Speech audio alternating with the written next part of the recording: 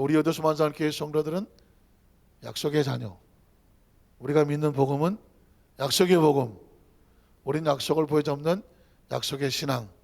오늘도 그 말씀을 가지고 우리 창세기 제50강으로 말씀을 함께 나누기를 원합니다. 한번 따라 하실까요? 생명과 약속의 씨. 생명과 약속의 씨. 생명이라는 단어가 육체적으로 보면 신체를 생명이라고 말할 것이고, 그리고 정서적으로 보면 마음의 꿈과 비전, 희망이 있을 때 살아있다고 말할 것이고, 그렇겠죠? 생명이. 그러니까 생명이란 어떤 관점에서 보느냐에 따라서 또 다르게 해석이 될 수가 있는데, 영적으로 바라보면 예수님을 구주로 믿고 하나님의 자녀로 다시 태어난다, born again 한다, 중생한다, 거듭난다 할 때 생명이라고 말하겠죠. 그래서 이 모든 것들을 종합적으로 우리 여의도 만산교회 성도들과 함께 새롭게 정의하고 싶은 것은 뭐냐? 생명은 결국 하나님의 약속이더라. 우린 한 사람 한 사람이 다 하나님의 약속을 갖고 이 세상에 태어났고, 그래야 그것이 살아갈 의미가 있는 것이죠. 나는 하나님의 약속, 다른 말로 바꾸면 소명, 좀 더 거창하게 바꾸면 사명, 하나님의 사명과 소명을 가지고 이 땅에 태어났고, 나로 살게 하시는 동안, 잘 들어보십시오, 내가 살아가는 동안이 아니라 나로 살게 하시는 동안 하나님은 나를 통하여 그 약속 안에서 하시고 싶은 것이 있으시고, 하시고 싶은 것이 있으시고, 믿으십니까? 그 약속에서 온전히 나를 통하여 이루어 주시는, 그래서 내 생명은 의미가 있고 가치가 있고 목적이 있고 귀한 것이다. 내가 보기에는 하찮아 보여도, 내가 보기에는 아무것도 해놓은 것이 없어 보여도, 나 같은 사람이 무슨 소명과 사명이 있을까? 나는 나를 그렇게 생각할지 모르겠지만, 하나님은 천에 하나 만에 하나 저와 여러분을 선택하여 이 땅에 보내게 하셨을 때 하나님의 목적과 이유를 가지고, 이 세상에 의미 없는 존재는 하나도 없으니까 이를 가지고 살게 하시고, 지금은 그 의미를 모른다고 할지라도 반드시 그 의미는 이루어질 것이다. 믿으십니까? 그것이 내가 살아가야 될 존재이 되며, 아무리 힘들어도 살아 있어야 될 존재이며, 내 생명의 존재는 하나님의 약속 안에서 빛이 난다. 나이에 상관없다. 형편과 처지에 상관이 없다. 각각 처소에 하나님께서 우리를 사용하여 그 이름을 부르시고 하나님의 의미로 사용하실 뿐이다. 좀 조심스러운 얘기지만 저희 아버님이 저희 어머니하고 대화하는 가운데 그런 얘기를 하셨다는 것입니다. 예수를 믿고, 그전에는 이제 주님을 믿었는데, 이제 그 우리가 믿는 주님을 믿지 아니하고 소주, 약주, 막걸리 이런 주님을 믿고 사셨던 분께서 이제 주님을 바꾸죠. 이제 예수를 믿고 새로운 주님을 만나고, 그리고 성령을 받고 은혜를 받고 나시니까, 내가 뭐 때문에 태어났을까? 내가 뭐 때문에 살고 있을까? 앞만 봐도, 뒤돌아봐도 평생 다른 주님을 섬기셨기 때문에 후회 막심하신데 새로운 주님을 만나고 나서 기도하시는 가운데, 그것도 아들이 목사라고 하루에 3시간을 아들을 위해서 기도하시는 그런 하나님께서 바꾸어 놓으셨는데, 어느 날 기도 가운데 하나님의 성령께서 그런 감동을 주시더랍니다.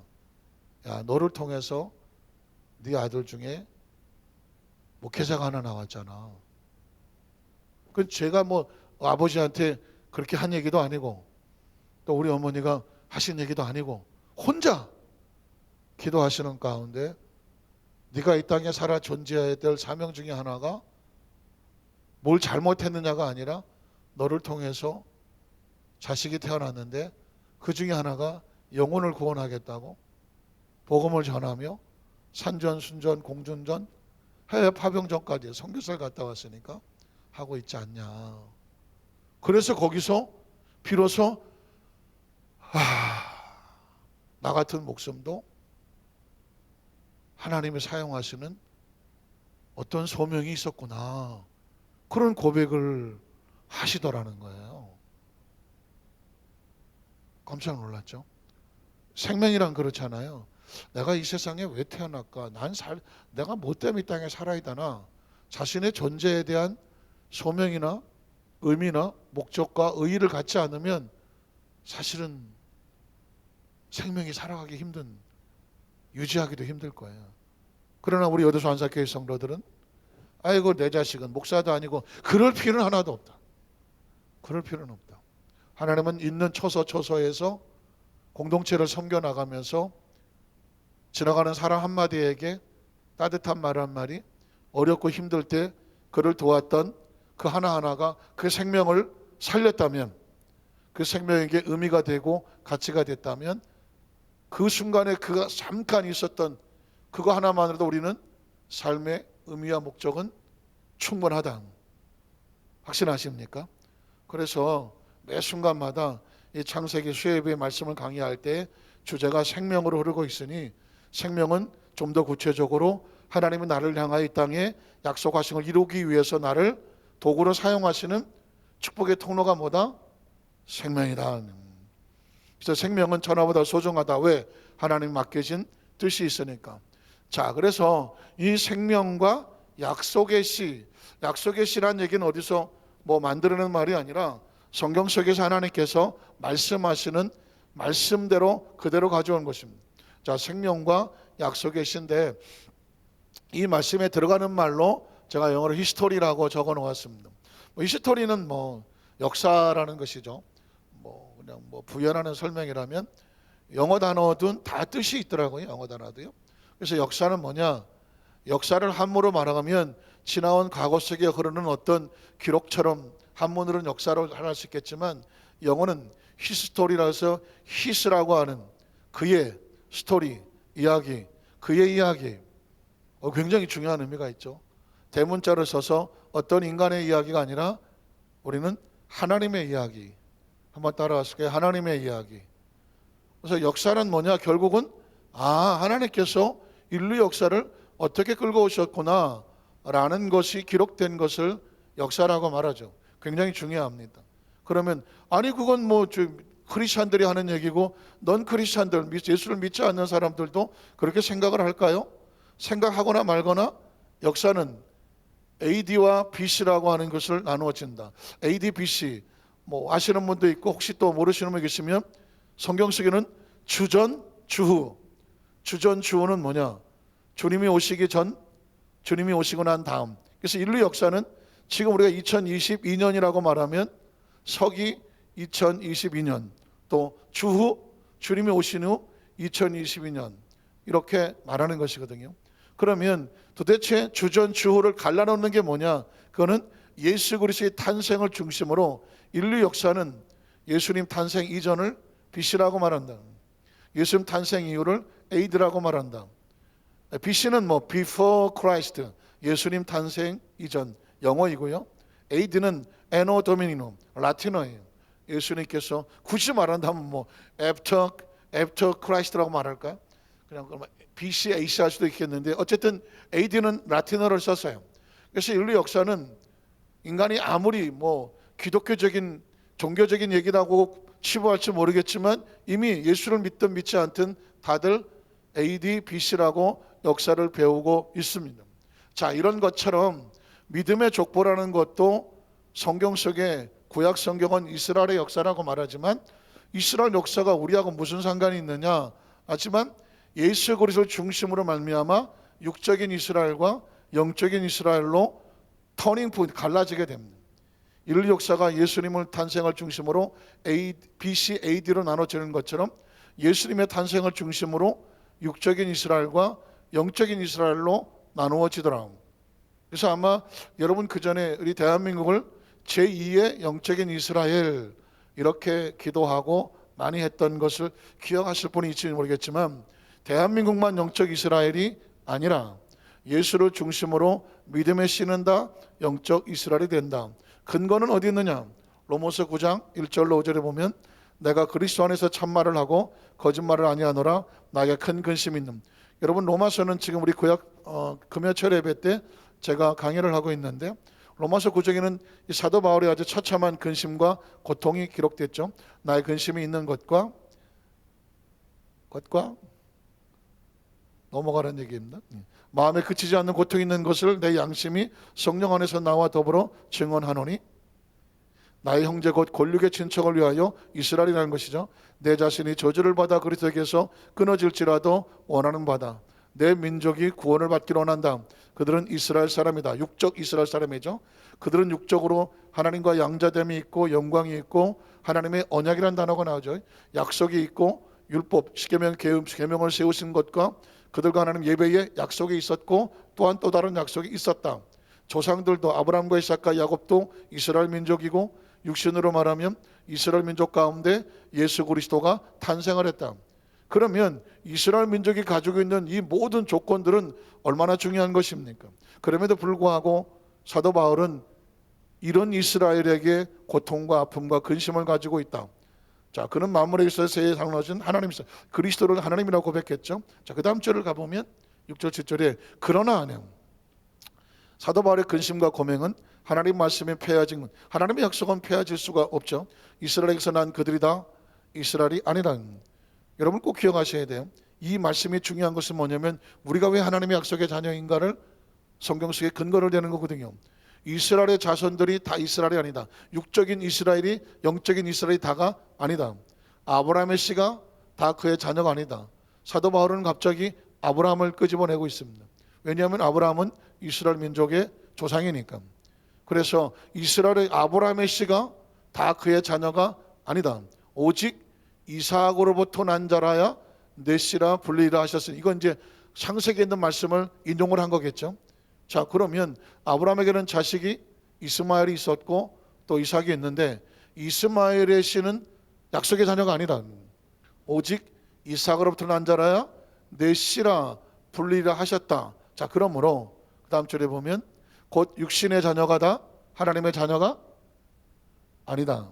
이스라엘에 태어났다고, 이스라엘의 피가 흐른다고, 이스라엘의 시민권을 가지고 있다고 하나님의 자녀가 아니다. 오직 약속의 자녀. 약속의 자녀는 뭘까요? 하나님의 약속하신 그 약속 안에 있는 자들이 하나님의 씨로, 이 씨가 왜 중요하냐면 하나님이 약속하신 그 흐름이에요. 흐름. 그 씨로 여기심을 받느니라. 자, 그러므로 어떻게 이 근거에 의해서 예수 그리스도, 믿음의 자녀, 약속의 자녀는 누구냐? 예수 그리스도를 말미암아 하나님의 자녀가 된다. 그래서 이 약속의 근거는 뭘까?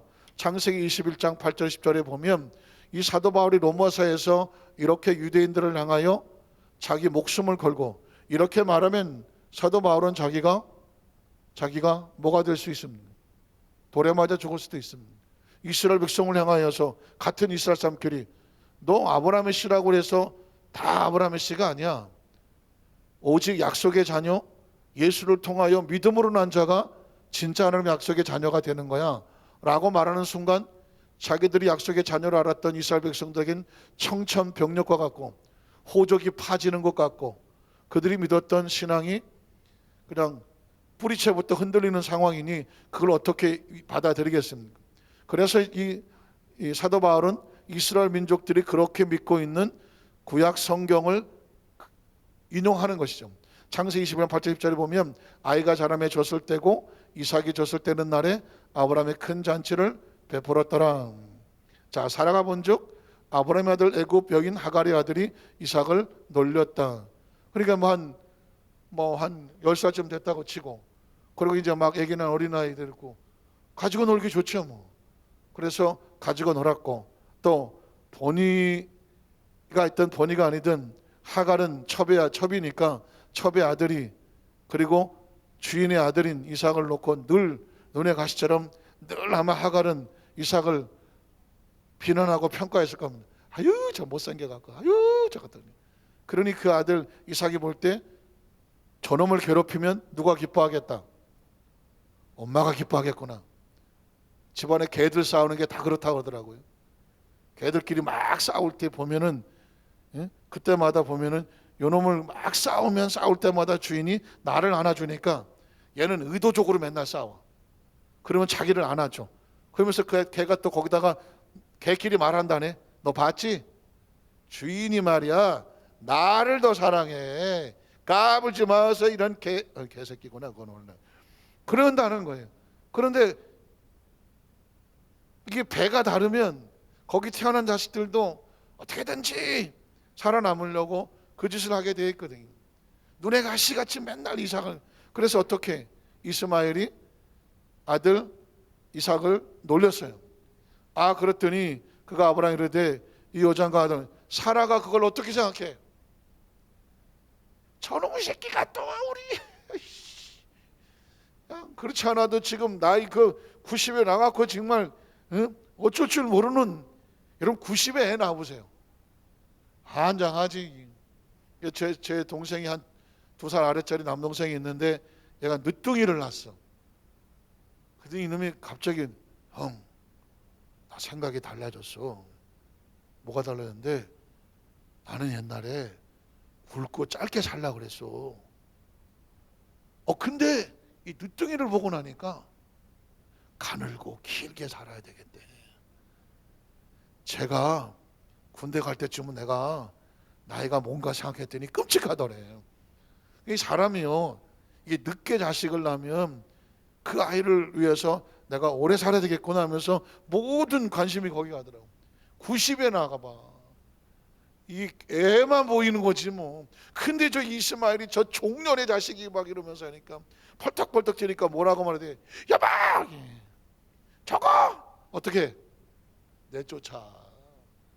아브라함이 그냥 밥만 먹으려면 알았지? 내쫓아. 알았어. 잠만 알았지? 잠 좀 잠자게 생겼냐? 이런 상황인 거예요. 자, 이 여종과 아들을 내쫓으라. 예. 그래서 이 갈등이 있었으니 이제 바울이 가져왔는데, 자 그러면 아브라함의 집안으로 가봐요. 그랬더니 11절에 뭐라고 말해요? 알았다고. 아브라함이 참 성경은 재밌습니다. 그의 아들로 아브라함은 생각하기를 이 새끼도 내 새끼고 저 새끼도 내 새끼야. 참 묘합니다.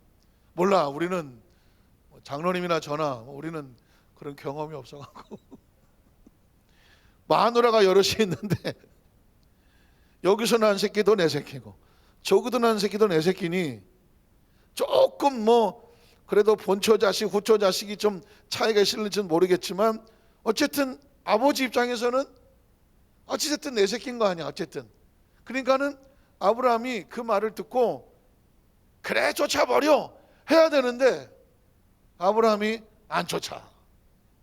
오히려 앉아갖고 그때는 담배 안 폈겠지만 담배만 뻑뻑 피고 앉아갖고 어휴, 마누라는 맨날 사라는 찌르면서 나 쫓아내라고 말하고 아브라함이 쫓아내요? 못 쫓아내요?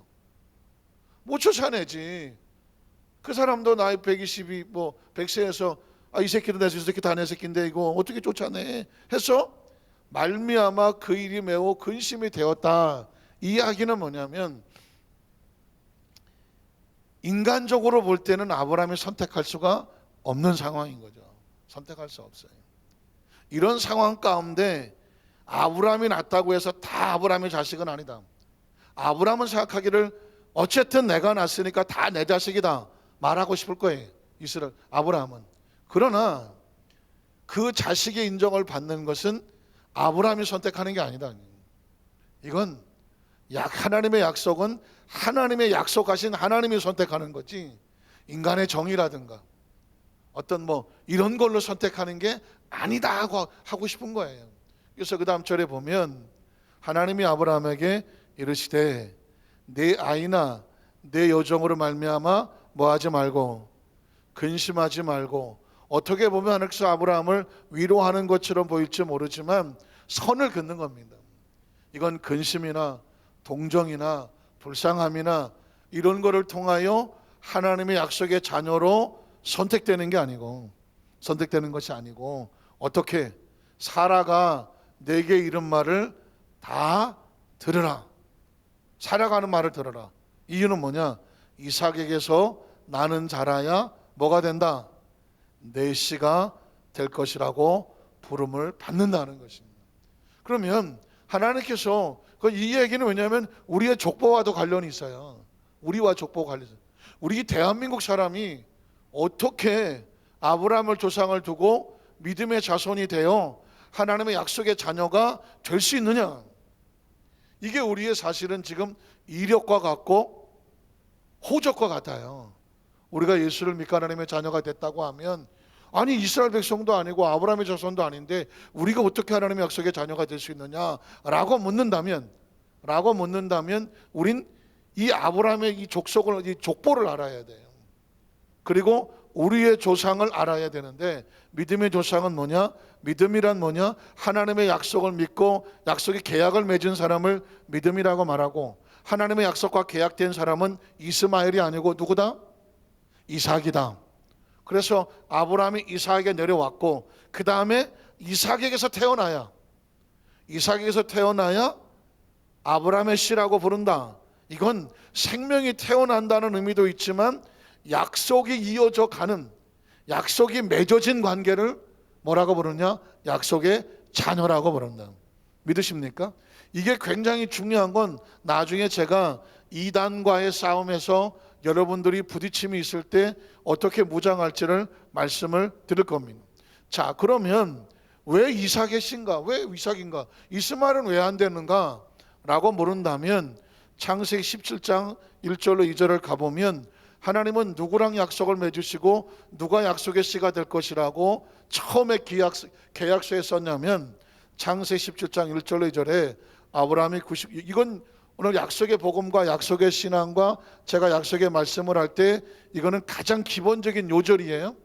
창세기 17장 1절에 보면 아브라함이 99세 때 야훼께 나타나서 말씀하신다.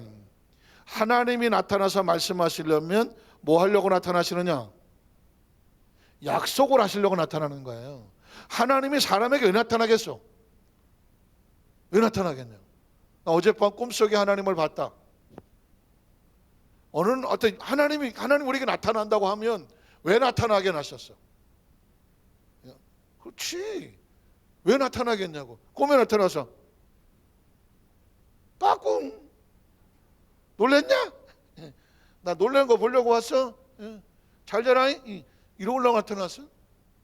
창조주 하나님이 사람에게 나타날 때는, 환상과 이상 중에 나타날 때는, 말씀과 또는 하나님이 주시는 감동으로 나타나실 때는 이유가 있는데, 하나님은 자기 백성과 어떻게 나타나시느냐?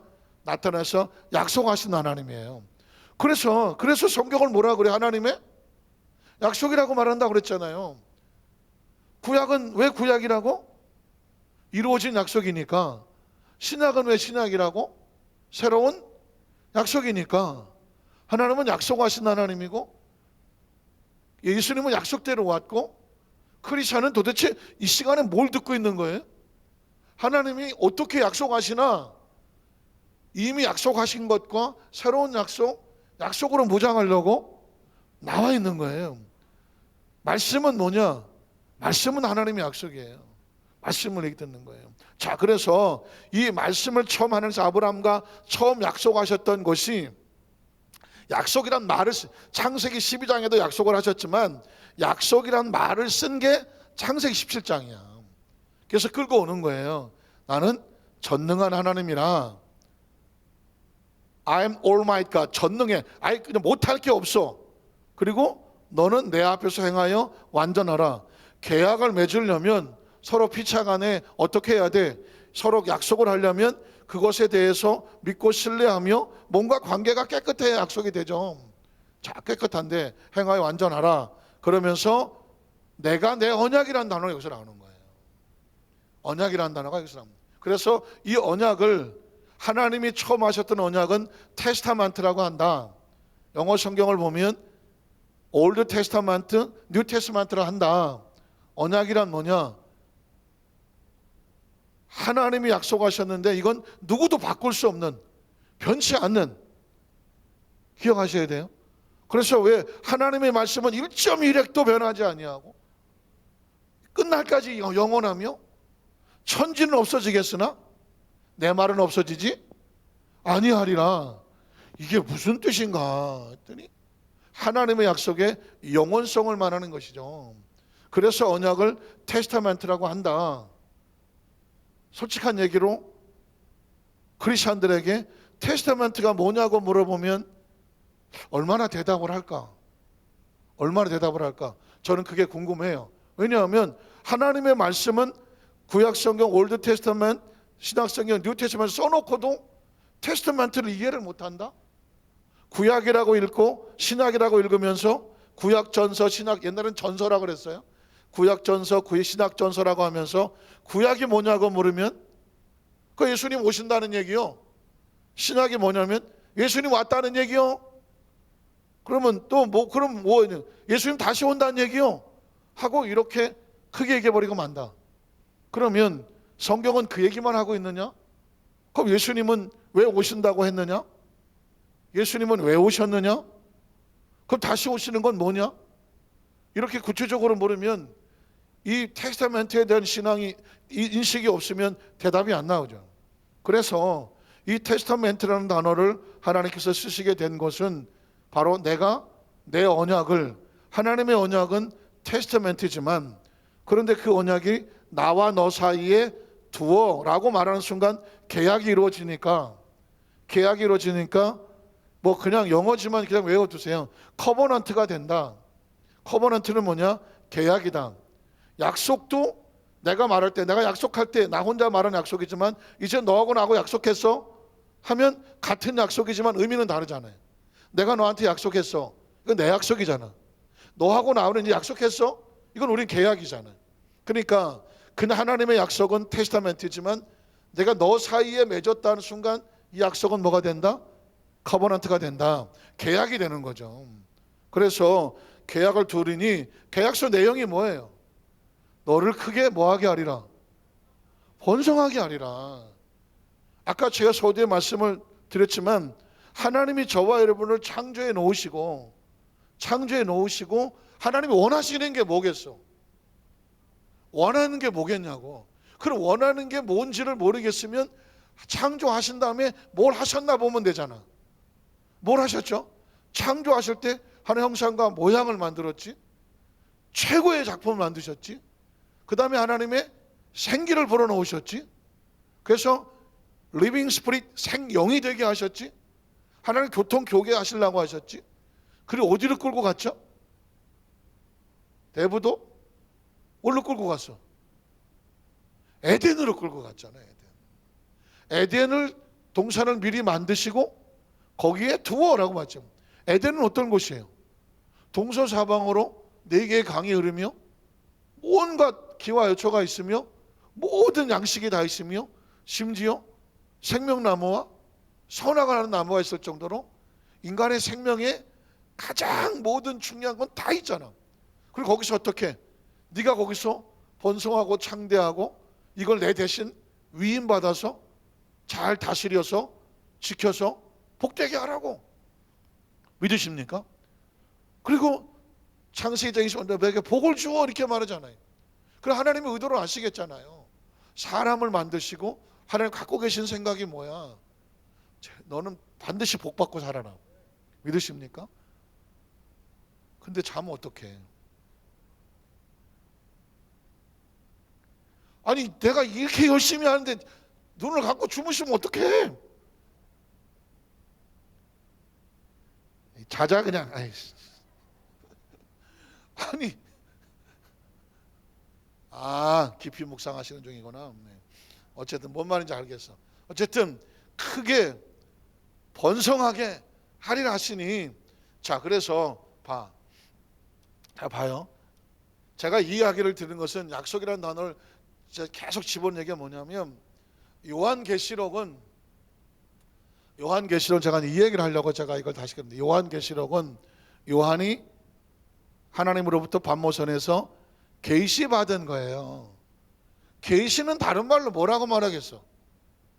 계시는 뭐냐? 리빌레이션이라고 저 안에 감춰진 거를 내가 볼 수 없는데 저 집안에서 커튼을 열어줘. 커튼을 열어주면 그 안에가 보여 안 보여요? 보이죠. 그래서 계시는 내가 볼 수 있는 것이 아니라 저쪽에서 보여줘야 돼요. 하나님의 나라는 3차원이 아니라 4차원이기 때문에 3차원은 4차원을 볼 수가 없어. 근데 4차원은 열어주시면 보여. 열어주시면. 그걸 계시라고 말해. 뭐 계시 받았다, 뭐 계시 받았다, 뭐 하는 얘기는 뭐냐? 하나님이 열어주었다는 얘기예요. 요한이 본 게 아니라 하나님이 보여주신 거예요. 그러면 계시도 뭐야? 하나님 주신 말씀이죠. 말씀은 뭐 다른 말로 바꾸면 뭐다? 약속이잖아. 요한계시록도 미래에 되어질 하나님의 약속을 요한을 통해서 보게 하신 거예요. 그래서 요한계시록은 보게 하신 거지만 앞으로 될 일이니 누가 알겠어? 그리고 앞으로 되어질 일이니 잘 보세요. 요한은 지금부터 거의 2000년 전에 산 사람이라면 2000년 후에 되어질 거를 지금 보여주면 요한의 말로 어떻게 표현하겠어? 2000년 전에 자동차를 보고 요한이 뭐라고 말하겠어? 야, 그 포드 지나가네? 그러겠어요? 모르겠어요? 2000년에 자동차를 보고 알겠어? 모르겠어? 모르지 저게. 저 네모난 짐승 같은 게 눈가루는 왕방울 많아갖고 엉덩이는 방구를 뿜뿜 기면서 비처럼 달려가네? 그 안에 사람이 있는 듯 하기도 하고 없는 듯 하기도 하고 뭐 이렇게밖에 해석이 안 되잖아. 공중에 나는 비행기를 보고 뭐라고 말하겠어? 전 듣도 보도 못한 엄청난 새가 철과 같이 생겼는데 날개는 두 쪽과 뒤에 꼬리가 있으며 그의 소리가 엄청나게 크더라. 이렇게밖에 해석이 표현이 안 돼. 2000년 전에는. 그래서 그때 그런 얘기를 해놨는데 듣는 사람들이 알겠어 모르겠어? 모르지. 저 무슨 이상한 소리를 하고 앉았어. 모르는 거죠. 그래서 요한계시록이라는 자체는 앞으로 되어질 먼 훗날의 이야기를 그때 당시 언어로 써놓았기 때문에, 그래서 혹시 성경에 보면 그 숫자가 뭐 천천히요 만만이요 엄청난 숫자는 만만이요 이렇게 써놔. 그러면 그 당시에 억이라는 단어를 알겠어? 조라는 단어를 알겠어? 경이라는 단어를 알며 해라는 단어 아느냐? 모르잖아. 그냥 마음도 많아. 그래서 뭐라 그래?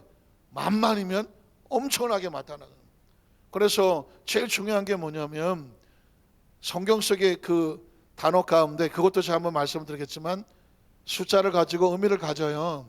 1이라고 하는 것은 절대 유일무이한 하나님의 숫자야. 하나님은 한 분이시다.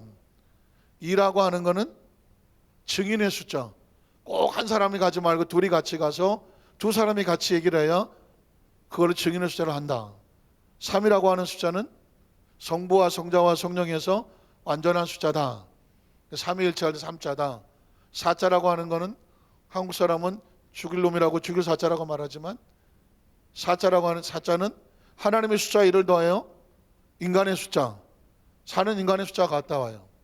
그리고 뭐 5도 그냥 뭐 오병이어 하는 그런 단어를 주지만 특별한 의미는 없다고 보고, 6은 뭐 열을 많이 드셨죠. 6은 뭐예요? 3과 4가 하나님의 숫자와 인간의 숫자가 더하면 7이 되잖아요. 7을 뭐라고 말하죠? 럭키 세븐이라고 말해서 7자를 굉장히 서양 사람들은 좋아하잖아요. 그래 그 7에서 하나 모자란 게 뭐야? 6이잖아요. 6이라고 하는 것은 사탄의 숫자라고 많이 하죠. 그래서 요한계시록에 666 하잖아요. 666 할 때 이거는 뭐 사탄의 숫자에서 6이라는 숫자는 그렇게 쓰는 거거든요. 7, 8, 9는. 그래서 그 완전한 숫자 중에 또 하나가 뭐 열이라고 할 숫자는 열방이라고 해서 모든 나라 뭐 이렇게 쓰기도 하고, 12이라고 하는 것은 3 곱하기 4가 뭐야? 3, 4는 11이요? 3, 4는 10이라고 하잖아요. 그래서 12이라고 하는 숫자는 제자 숫자라고도 말하고 온전한 숫자 중에 들어가요. 그래서 예수님 그 성경에서 12지파 뭐 이렇게 나오잖아요. 또 뭐 그래서 10이라는 12라고 하는 숫자는 그런 제자 숫자라고도 하는데 이것도 다 약속이거든. 그래서 이 계시록에 보면 무슨 지파 12지파가 있고 한 지파에 뭐 12,000명 12,000명 12,000명 해갖고 12,000명 곱하기 12 하니까 뭐예요? 14만 4천이더라. 이건 다 10이라는 숫자도 약속의 숫자고 14만 4천이라는 것도 약속의 숫자일 뿐이야. 그걸 갖다가 어느 집단에서 우리는 12지파를 만들고 지파장을 만들어서 거기에 12,000명씩 전도를 해서 14만 4천 명이 차면 예수님이 오신다. 그래 어떻게? 야 14만 4천 명이 거기 가야 예수님이 오시는데 죽자 사자 가서 14만 4천 명이 넘었어. 왜? 거기 들어가 산다 그래서 또 거기에 또 빨려 들어가는 영혼들이 있으니 많은 넘었어. 그랬더니 좀 있다가 조금 늦게 오신다. 그래서 또 좀 기다렸어. 또 그랬더니 이제는 14만 4천이 아니라 지파마다 14만이 4천이 돼야 오신다. 그러니까 이게 보세요. 예수님은 오신다. 14만 4천 안에 들어야 한다. 거기가 새 예루살렘 성이다. 이런 식으로 기존에 있는 교회들을 향하여서 계속 성도들을 유혹을 하는 거예요. 유혹을. 그래서 14만 4천 들어봤어? 14만 4천? 뭐 들어본 것 같은데. 당신 14만 4천이 들어왔어? 아니 나는 들어간 줄 알고 뭐 그런 얘기 안 하던데.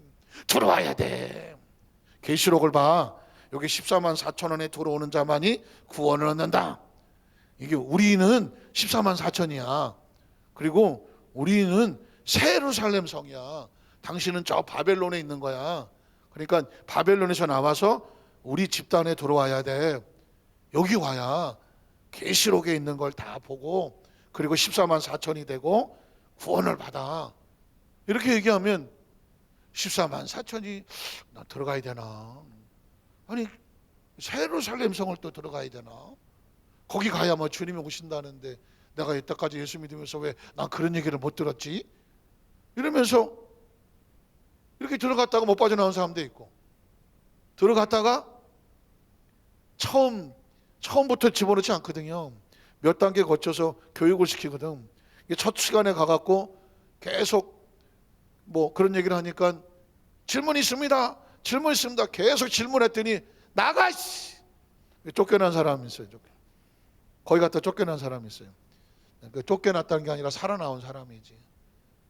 아닌 건 아닌데 라고 말합니다. 그러니까 제가 이렇게 말씀을 드릴 때 누군가에게 여러분이 그렇게 접근할 수가 있어요.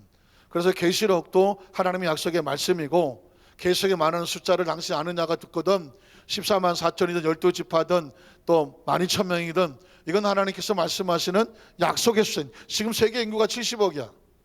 70억도 넘어. 14만 4천만 데려가겠어? 14만 4천 명만 데려가는 여호와의 증인들도 14만 4천 얘기하고 이단들은 대부분 이렇게 얘기해요. 14만 4천을 물고 넘어져. 우리 안에 들어와야 14만 4천. 너까지 오면 지금 13만 명인데 더 데려와 이러고. 이게 이단들이 말하는 거예요. 그런데 이걸 어떻게 해석하느냐? 이건 하나님께서 12지파에 12,000명 곱하기 14년인데 약속의 숫자예요. 한번 따라 이것은 약속의 숫자이다. 그리고 성경 속에 있는 어떤 뭐 새 예루살렘 이것도 성경을 무슨 뭐 성이 있다고 거기 들어가겠냐고. 아니 성 들어갈 바에는 뭐 하려고 거기가 저 아파트 가서 살지. 3차원하고 4차원의 구분이 안 되니까 어디 좋은 데다가 떨어져. 어디 뭐 가평 어디다가 또 뭐 어디 또 어디야 또 어디다가 막 큰 타운 같은 걸 줘놓고 여기 들어와야 산다고. 이런 데가 천국 같으면 뭐 하려고 거기 가느냐고요. 대부도도 있는데. 그래서 하는 소리가 뭐냐면 천국은 반드시 육신을 벗고 가는 것이야. 어디 잘 먹고 잘 사고 뭐 어디 좋은 데 있다 거기가 천국이 아니라니까. 믿으십니까?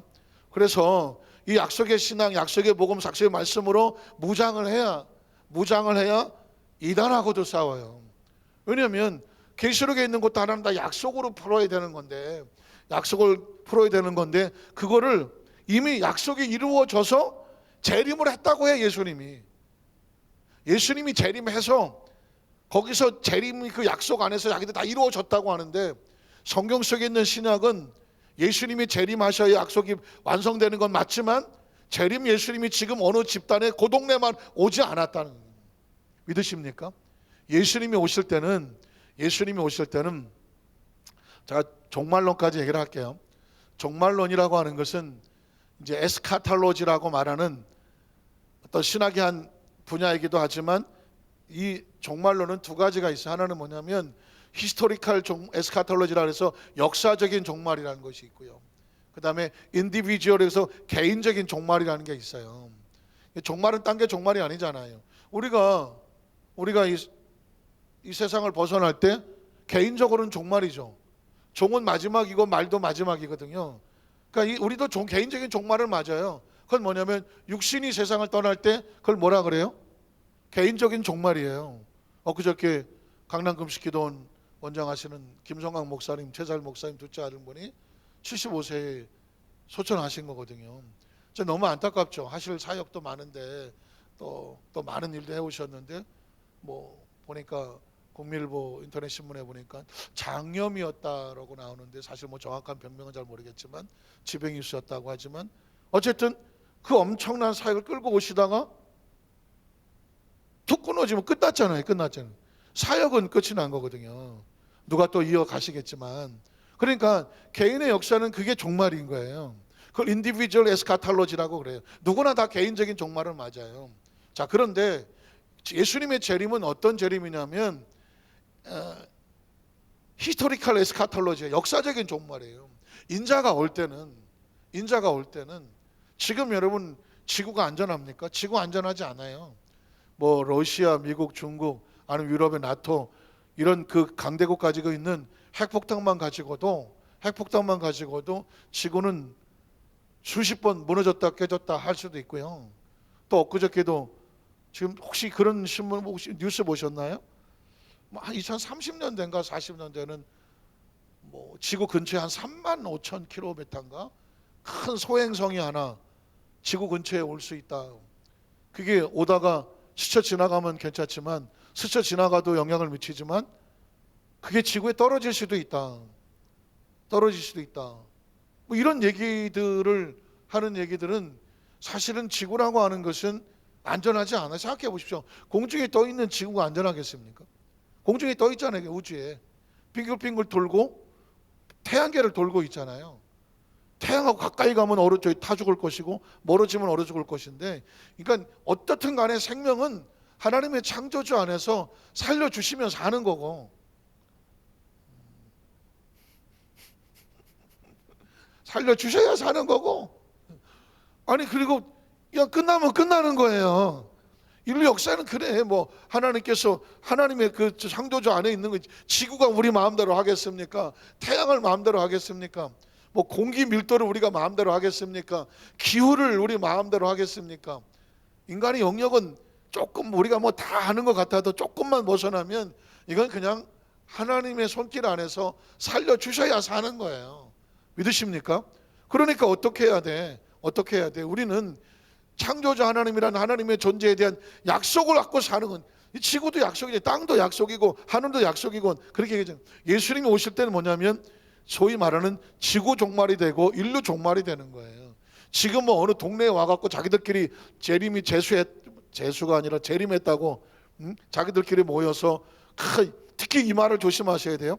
요한계시록에 보면 이 예언의 말씀을 듣고 있는 자가 복이 있다. 또 그리고 뭐 14만 이찬에 들어오고 인치심을 받는 자가 구원이 있다 라고 하는 얘기는 14만 4천도 약속이고 성령의 귀마에 이침 받는 것도 성령이니 약속의 성령이고, 이건 전부 다 약속의 근거를 가지고 있는 사람에게 구원의 약속이 있다는 거지. 성경 창세기부터 다 제껴놓고 요한계시록의 말씀만 그 있는 대로 믿고 그 안에 들어와야 구원을 받는 거다. 당신은 계시록을 모르니까 구원을 못 받는다라고 말하는 건 전부 100% 사이비 이단이에요. 무슨 말인지 아셨어요? 그러니까 우리 어디서 만사교회 성도들은 절대로 한 사람도 잘 예수 믿다가 막판에 헛발 디뎌서 빠지는 사람이 없기를 주님의 이름으로 축복합니다. 이유는 뭐냐면 제가 먼저 어느 교회라고 말은 못하겠고 담임 목사를 하고 있는데 참 가슴이 터졌어. 지역장도 가고 고역장도 가고 동네 사람들 다 갔어. 그리고 왜 그러냐? 누가 거기를 갔다 왔더니 목사님 저분도요 갔다 오신 분이고요, 저분도 갔다 오신 분이고요, 아예 이름이 다 있어. 물론 이제 처음 가서 한 6개월 동안은 교육을 1단계 단계 시키면서 모르고 따라가신 분도 있고 누가 밥 사서 따라가신 분도 있고 또 뭐 계시록 어쩌고 하니까 혹시 뭐나 있을라나 따라가신 분도 있는데, 안타까운 것은 뭐냐면 그런 데를 넘나들며 들락날락 하려고 하는 영적 상태가 무서운 거니. 그렇게 해갖고 그냥 빠져 들어가신 분도 있고 가다 싸우고 돌아 나오신 분도 있고, 난 그분이 제일 축복되게 여겨가지고 싸우고 나왔어. 그랬더니 거기서 그래, 당신은 우리가 감당이 안 되니까 제발 나가라고. 이단이 감당 안 되는 사람은 참 축복 있는 사람이야. 그래갖고 와서 얘기한. 그래서 그 센터 앞에다가요 CCTV를 갖다가 달았어. 우리가 어느 누가 들락날이나 하기는 안 했어. 어쨌든 그래서 왔죠. 읽어갈게요. 절대 뭐 계시록 쪽으로 구역했다고 하는 건 다 이단이라고 생각하시면. 자, 성경 읽고 마치겠습니다. 자, 창세기 17장 3절 5절에 보면 아브라함 엎드릴 때 하나님이 또 그에게 말씀하여 이르시되 보라, 계속 얘기하죠. 내 언약이 너와 어떻게 있다? 함께 있다. 그러니까 아브라함이 믿음의 조상이 되고 우리에게 의미가 있는 것은 아브라함의 생긴 것 때문도 아니고 이름이 멋있어서도 아니고 무슨 뭐 특별해서가 아니라 아브라함에게 하나님 뭘 줬다? 내 언약이 너와 함께 있으니 너는 여러 민족의 아버지가 될 것이다. 또 이제오는 내 이름을 아브라함이라고 평범한 존재라고 하지 말고 뭐라고 불러라? 아브라함이라고. 이게 뭐냐? 약속의 이름이지. 이루어진 이름이고 하나님 약속에 성취될 이름이라고 하지. 그 다음 절에 보면 넘어갈게. 이는 내가 너를 여러 민족의 아버지가 어떻게 된다? 되게 하는 거다. 되게 하셔서 여기 와 있는 거지 네가 잘나서 되어진 것이 아니다. 되게 함이니라. 그 다음 절은 내가 너를 심히 또 어떻게? 번성하게 하리니 내가 내게서부터 민족들이 나게 하는 것이지 네가 난 것이 아니며 왕들이 내게로부터 나오게 되는 것이지 네가 난 것이 아니다. 그 다음 절에 보면 또 내가 내 언약을 나와 너 및 내 대대 후손이라는 것이 뭐냐면 후손이죠. 후손이란 뭐냐? 하나님의 약속의 후손인 거죠. 그래서 이스마엘은 안 되고 이삭만 되는 거는 하나님과 후손 사이에도 뭘 세웠다? 약속을 세워서 이삭의 자녀를 뭐라고 부르냐? 약속의 씨라고 부르는 것이고 세워서 그 다음 절에 보면 영원한 언약을 삼고 너와 내 후손 약속의 씨에 하나님이 되리라. 17절 19절에 보면 넘어가요. 또 10절 내가 이 땅 곧 아브라함이 엎드려 웃으며 마음속에 이르되 100세 된 사람이 어찌 자식을 낳을까? 살아는 90세는 어찌 수산하리요 하고 아브라함이 하나님께 아뢰되 이스마엘이나. 이게 뭐 사람 마음이지 뭐. 아유 이 자식이나 잘되기 원합니다. 뭐 이런 뜻이지. 하나님 앞에 살기를 원하나이다. 그랬더니 하나님이 이르시되 아니라 네 아내 사라가 내게 아들을 낳으리니 너는 그 이름을 이삭이라고 해라. 자, 내가 누구와 언약을 세웠어? 이삭과 언약을 세우리니 그의 후손에게만 영원한 언약이 되리라. 그리고 창세기 21장 12절에 보면 하나님이 이르시되 네 아이나 내 여종으로 말미암아 근심하지 말고 사라가 내게 이런 말을 다 들으라. 이삭에게서 나는 자라야 내 씨라 부를 것임이니라. 그래서 바울이 로마서 9장에 아브라함의 자식이 다 아브라함의 이스라엘이 아니요 오직 약속의 자녀 그 사람만 약속의 씨가 되고 이스라엘이 될 것이다. 그래서 저와 여러분이 뭐냐? 약속을 받아 예수를 믿음으로 아브라함의 믿음의 자손이 되었으니 아브라함에게 약속한 축복의 말씀이 이제 누구의 말씀이다? 우리를 향하신 약속의 말씀입니다. 믿으십니까? 그래서 제가 결론에 가면 하나님은 약속을 선포하시고 맺으시고 성취하시고 더 나가서 순복음이란 뭐냐? 약속의 복음이고 약속의 신앙이고 약속의 축복입니다. 왜 너 뭐 순복음교회만 영혼이 잘 되고 범죄를 강건하고 왜 그렇게 얘기하냐? 순복음교회만 하는 게 아니야. 예수를 구주로 믿고 약속의 자녀가 되면 누구든지 약속의 자녀에게는 영혼이 잘 되고 범사가 잘 되며 강건하며 생명때 풍성히 얻게 하시는 약속을 이미 약속하셨어. 아까 그 찬양팀이 그 찬양하기 전에 첫 무에 아브라함 약속, 이겨놓은 싸움을 싸우게 하신다. 이겨놓으니 뭐 약속해 놓은 거잖아요. 축복도 마찬가지야. 내가 나 같은 사람 축복을 받으려나?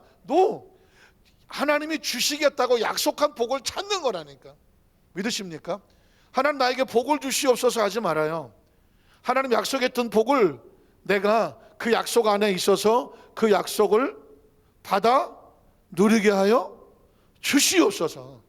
믿으십니까? 이걸 원한다니까. 여러분 세상 생각해 보시죠. 자식이 아버지한테 맨날 저에게 밥을 한 끼만 주세요. 아유 아버지 오늘 저 잘 수 있는 방 여기서 자도 도당치고 그러겠어요? 어떤 자식이? 안 그러잖아요. 와서 뭐라 그래? 밥 줘요. 그런 아직은 없나? 어쨌든 그 가족도 약속이잖아요. 그래서 가족 사이에는 함께 살아간다는 것이 되어 있는 것입니다. 믿으십니까? 여러분에게 의식과 사고를 바꿔서 이제 우리 하나님께서 약속한 것을 찾아서 받아서 누릴 뭐가 있다? 자격이 있고 신분이 있고 권세가 있다. 믿으십니까? 그 신앙으로 무장하시기를 주님의 이름으로 축복합니다. 여러분 몸이 아프시면 아픈 것을 얹기 바랍니다.